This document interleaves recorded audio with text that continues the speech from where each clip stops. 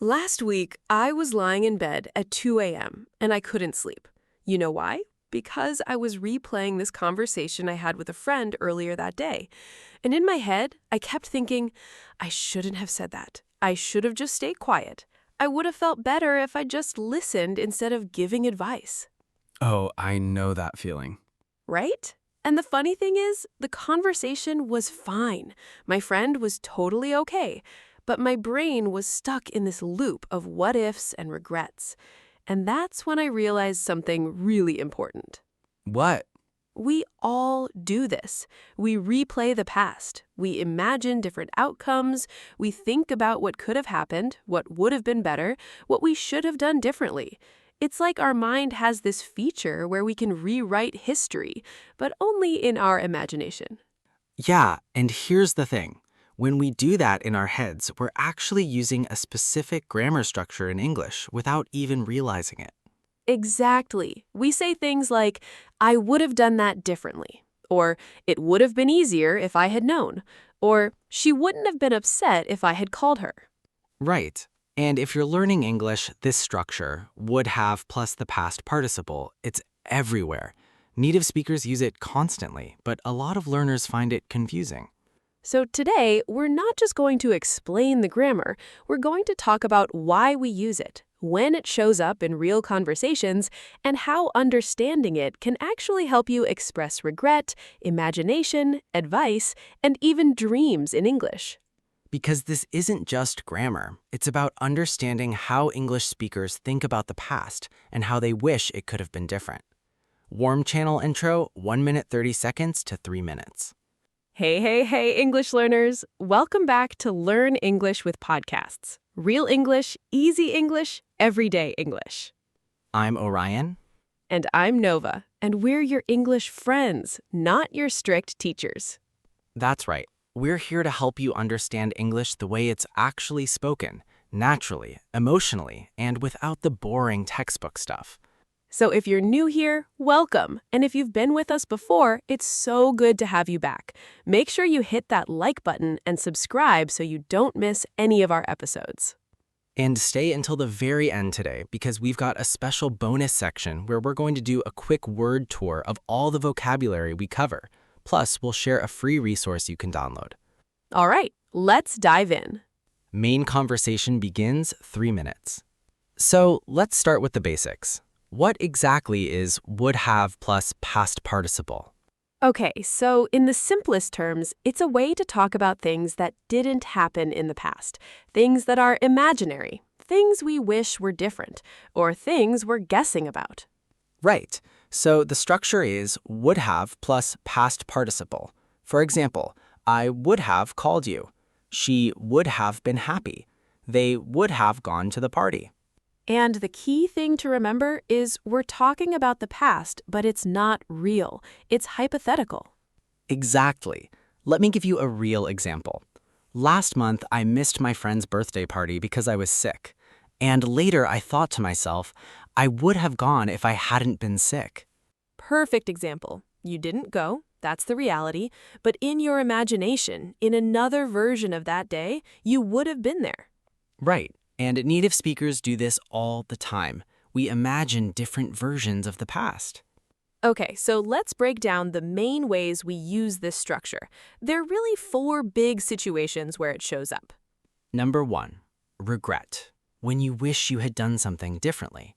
Yeah, like, I would have studied harder if I had known the test was so difficult. Or I wouldn't have eaten so much if I had known we were going to dinner later. I've said that one before. Same. But seriously, regret is probably the most common reason we use this structure, because we're human. We make mistakes, and then we think about how things could have been different. And let's introduce a really useful word here. Regret. R-E-G-R-E-T. Regret means the sad or disappointed feeling you have when you wish you had done something differently. Example, I have no regrets about moving to this city. Or she felt deep regret after the argument. Good one. And just so you know, when you feel regret, it's totally normal to use would have in your thoughts. Like, I wouldn't have said that if I had been calmer. Exactly. Okay, so the second situation where we use would have is imagining outcomes. This is when we think about what could have happened in a different situation. Right, like, if I had left earlier, I would have caught the train. Or if she had known the truth, she would have reacted differently. So we're not saying we regret anything necessarily, we're just imagining a different reality. Yeah, and here's a word that fits perfectly. Outcome. Outcome. Outcome means the result of something, what happens in the end. Example, we don't know the outcome of the meeting yet. Or the outcome would have been different if we had planned better. Nice. So when we imagine outcomes, we're basically saying, in another world, this is what would have happened. Exactly. It's like mental time travel. I like that. Okay, third situation, giving advice about the past. This one is super common. Oh yeah, like when someone tells you about a problem they had and you say, I would have done this, or you should have tried that. Right. For example, if I were you, I would have talked to him directly. Or I would have asked for help sooner.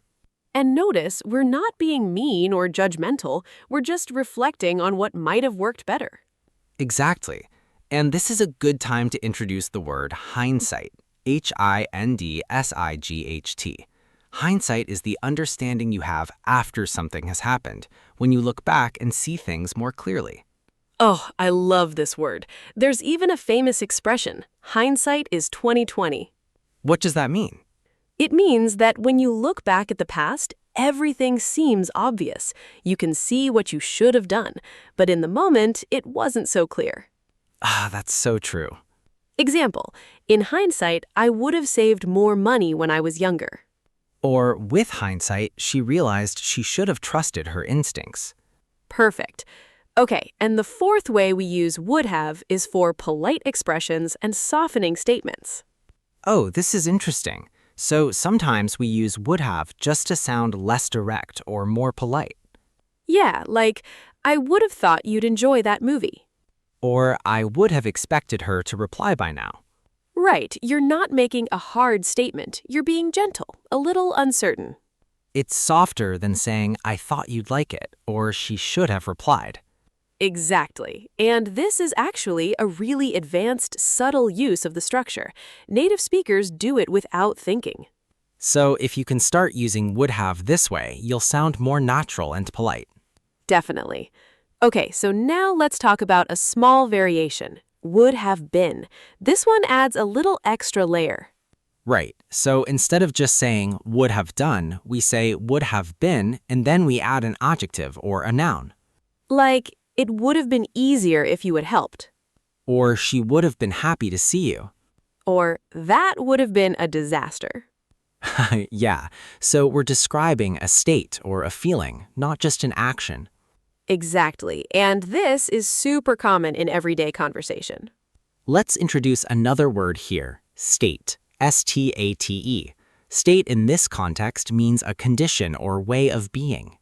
Example, she was in a calm state of mind. Or the situation would have been in a better state if we had acted sooner. Good one. Now, I want to talk about something that confuses a lot of learners. What's that? The difference between would have and could have. Oh yes, this is important. So would have is more about what you think definitely would have happened. It's a strong assumption or wish. Right, like, if I had studied, I would have passed the test. You're pretty sure. But could have is more about possibility. It's softer. Like, if I had studied, I could have passed. Maybe yes, maybe no. Exactly. So would have equals strong certainty, could have equals possibility. And there's also should have, which is about advice or regret, like I should have studied more. Right. So would have equals imagining what definitely would happen, could have equals imagining what was possible, should have equals regretting what was the right thing to do. Perfect summary. Let's introduce another useful word here, assume, A-S-S-U-M-E. Assume means to believe something is true without having proof. Example, I assumed he would come to the party. Or don't assume things will work out. Plan carefully. Nice. And when we use would have, we're often assuming something about the past. Exactly. All right, let's give some real-life examples so listeners can really feel how this works. Good idea. So imagine you're talking to a friend and they say, I didn't get the job. And you want to be supportive. You might say, I'm sorry, you would have been great in that role. Exactly. You're imagining a reality where they got the job and you're expressing confidence in them. Or let's say your friend says, I didn't go to the concert because I was tired. You might respond, oh no, it would have been so much fun. You would have loved it. Right, you're imagining what they missed. Or here's another one. You're talking about a trip you didn't take. You say, if I had known the weather would be so nice, I would have gone to the beach. Yep, you're expressing a missed opportunity. And let's introduce the word opportunity. OPPORTUNITY. Opportunity means a chance to do something, especially something good. Example, I had the opportunity to study abroad, but I didn't take it. Or, that would have been a great opportunity if I had known about it sooner. Perfect. Okay, here's something I think is really interesting. A lot of English learners are scared to use would have because it feels complicated. Yeah, I get that. But honestly, once you understand the feeling behind it, it becomes so much easier. What do you mean? Well, every time you think about something you wish you had done differently or something you imagine happening in the past, that's when you use would have. Right, it's emotional, it's human. Exactly. So instead of memorizing rules, just think, am I imagining a different past? If yes, use would have. That's really helpful. And here's another word, imagine. IMAGINE. Imagine means to create a picture or idea in your mind. Example, I can't imagine living in a different country. Or imagine what would have happened if we had missed the flight. Nice. All right, I want to share a quick personal story. Go for it. A few years ago, I had a chance to apply for a really cool job, but I didn't apply because I thought I wasn't qualified enough. Oh no. Yeah, and for months after that, I kept thinking, I should have applied. I would have at least gotten an interview. It would have been such a great experience. That's classic would have thinking. Right? And eventually I had to let it go because you can't change the past. But the lesson I learned was don't let fear stop you because the regret is worse than the risk. Wow, that's deep. And that's what would have teaches us. It's not just grammar. It's a reminder that our choices matter. I love that. Okay, let's introduce another word. Qualified. QUALIFIED. Qualified means having the skills, experience, or education needed for something. Example, she's highly qualified for this position. Or, I didn't feel qualified, but I applied anyway. Good. All right, so let's also talk about common mistakes learners make with would have. Oh, this is important. The biggest mistake is forgetting the past participle. People say, I would have go instead of I would have gone. Right. Always use the past participle. Gone, done, been, seen, said, etc. Exactly. Another mistake is mixing it with present tense, like saying, I would have go to the party tomorrow. Yeah, that doesn't work. Would have is only for the past. Right. If you're talking about the future, you'd say, I would go, not would have gone. Good point. And one more. Sometimes learners use would have when they should use will have. For example, they say, I would have finished by 5 p.m. when they mean I will have finished by 5 p.m. Right. Will have is future perfect. Would have is about imagining the past. Exactly. All right, let's do a quick lightning round. I'll say a situation and you respond with a would have sentence. Okay, I'm ready. You forgot your friend's birthday. I would have called you if I had remembered. I'm so sorry. Nice. Okay, you missed the bus. I would have caught it if I had left 5 minutes earlier. Good. You didn't bring an umbrella and it rained. I would have brought one if I had checked the weather. Perfect. Okay, you see a friend at a coffee shop and they look upset because they failed an exam. I'm sorry, you would have done better if you hadn't been so stressed. Great. See, it's not that hard once you get the feeling. Exactly. All right, listeners, let's give you some practical tools that you can use right now to practice would have. I love this part. Tool number 1, the reflection journal. Every night before bed, write down one thing that happened today. Then imagine it differently using would have. Example, I had coffee with a friend. If I had more time, I would have stayed longer. Exactly. It's simple, but it trains your brain to use the structure naturally. Tool number 2, movie and TV practice. When you watch something in English, listen for would have. Native speakers use it all the time, especially in emotional scenes.